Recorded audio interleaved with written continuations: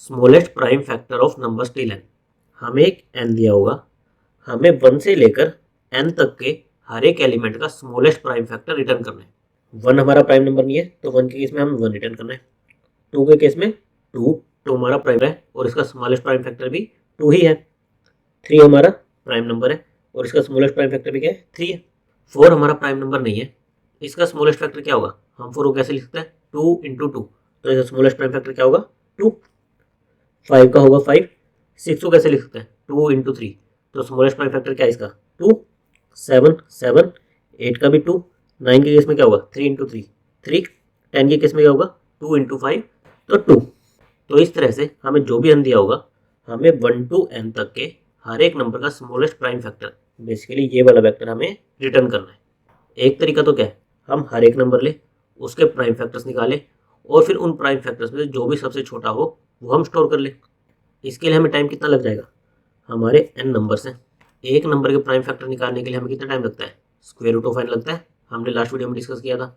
तो n × square root of n, और अगर आपका n काफ़ी लार्ज हो, 10⁻6 हो, तो स्क्वायर रूट ऑफ n कितना आएगा, 10⁻3, 10⁻6 × 10⁻3 कितना चला जाएगा आपका, 10�9, यानी कि आपका टाइम आउट की रेंज में चला जाएगा। तो हम इसको बेटर कैसे कर सकते हैं, जैसा कि हम मोस्ट प्राइम रिलेटेड प्रॉब्लम्स में करते आए हैं, हम किसका यूज़ कर सकते हैं, सीव मेथड का। इस प्रॉब्लम के लिए हम सीव मेथड कैसे लगा सकते हैं। सीव मेथड में हम क्या करते हैं, हम n तक की एक टेबल बनाते हैं, फिर हम 2 से शुरू करते हैं, 2 हमारा फर्स्ट प्राइम नंबर है, उससे शुरू करते हैं, उसके सारे मल्टीपल्स को मार्क कर देते हैं, 4 6 8 10 12 एंड सो ऑन। 2 के सारे मल्टीपल्स को मार्क कर देते हैं, फिर हम 3 पर आते हैं, इसके सारे मल्टीपल्स को मार्क कर देते हैं, फिर हम 5 पर आते हैं, बेसिकली जो भी फर्स्ट हमारा नॉन मार्क्ड एलिमेंट होता है उस पर आते हैं और उसके सारे मल्टीपल्स को मार्क कर देते हैं। यही करते हैं, पहले हम 2 के मल्टीपल्स को मार्क करेंगे, फिर 3 पर आएंगे, 3 के मल्टीपल्स को मार्क करेंगे एंड इस प्रोसेस को रिपीट करेंगे। नाउ मार्किंग के लिए हम क्या यूज़ करते हैं, ट्रू और फॉल्स। ट्रू मतलब कि वो प्राइम है, फॉल्स मतलब कि वो प्राइम नहीं है, ये यूज़ करते हैं। अगर मैं ट्रू और फॉल्स स्टोर करने की बजाय जिस नंबर ने उसे मार्क किया है वो स्टोर कर लूँ, जैसे जब मेरा ये 2 इस 4 को मार्क करेगा तो मैं इस 4 की जगह 2 स्टोर कर लूँ, 6 की जगह 2 स्टोर कर लूँ, हर जगह जिस एलिमेंट ने उसे मार्क किया मैं वहाँ पर वो स्टोर कर लूँ, 10 की जगह भी 2 स्टोर कर लूँ। इस तरह से 2 के मल्टीपल्स में 2 स्टोर कर लूँ।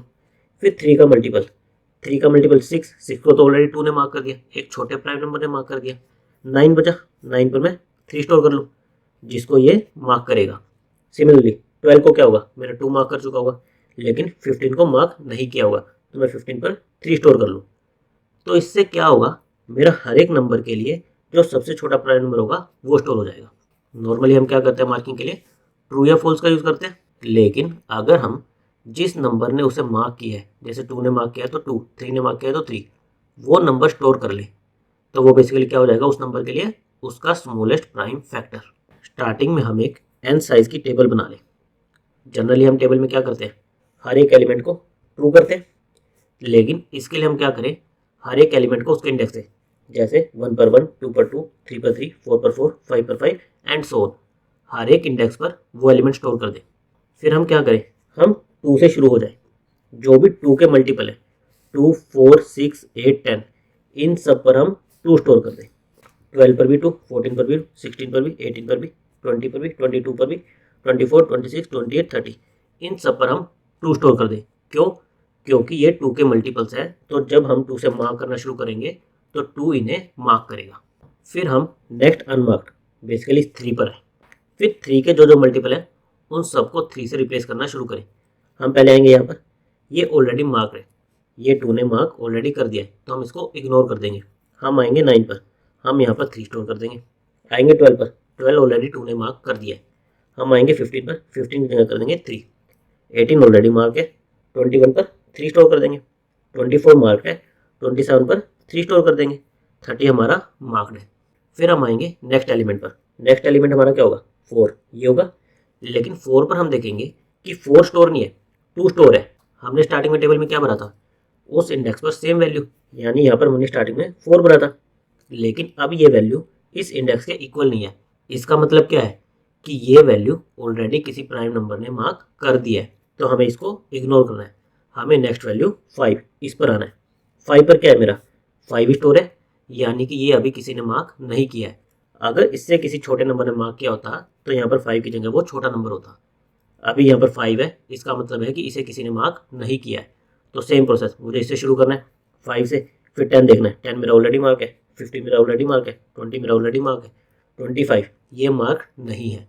ये कैसे पता चल रहा है कि मुझे मार्क है या नहीं है? अगेन मैं इस इंडेक्स की वैल्यू को इसके इंडेक्स से कंपेयर कर रहा हूँ। ये मेरा 25 इंडेक्स है, यहाँ पर सेम वैल्यू है, इसका मतलब किसी ने इसे अभी तक मार्क नहीं किया है, तो मैं यहाँ पर 5 स्टोर कर दूंगा। अगर इसे किसी ने मार्क कर दिया होता, जैसे हमारे 20 के केस में 2 स्टोर है, इंडेक्स क्या है मेरा 20 और वैल्यू क्या है 2, वैल्यू और इंडेक्स अलग अलग है, इसका मतलब क्या है कि इसको किसी ने मार्क कर दिया है। तो इस तरह से हम इंडेक्स और वैल्यू को कंपेयर करके ये पता कर सकते हैं कि वो मार्क है या नहीं है। तो अभी हम क्या करेंगे 5 के लिए 25 की जगह 5 स्टोर कर देंगे।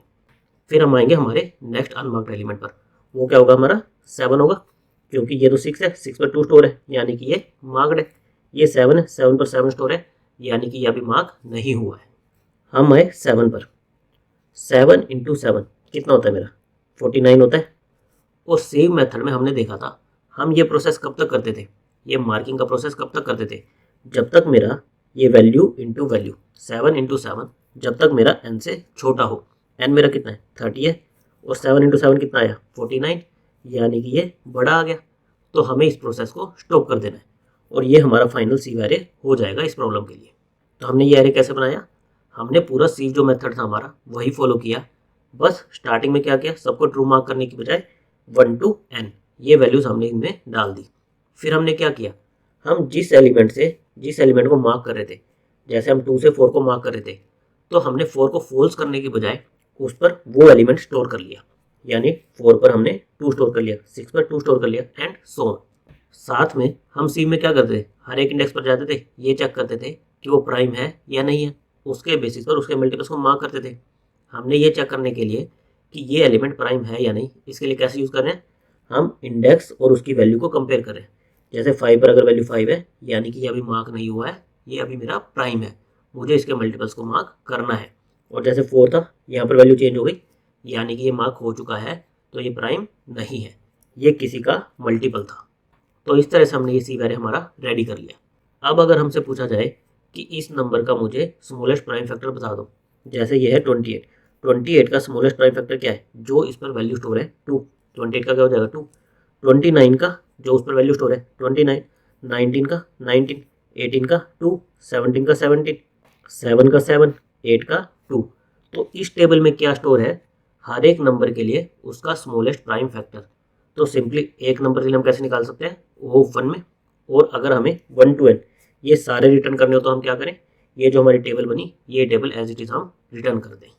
नाउ इससे हमारी एडवांटेज क्या होगी, पहले हमने देखा था अगर हम नॉर्मल करते, हर एक एलिमेंट के सारे प्राइम फैक्टर्स निकालते और फिर उसमें स्मॉलेस्ट निकालते, तो हमारी टाइम वेस्टिंग कितनी लगती थी n into square root of n, जो कि अगर n 10⁻6 हो तो हमारी 10⁻9 टाइम आउट में जा रही थी।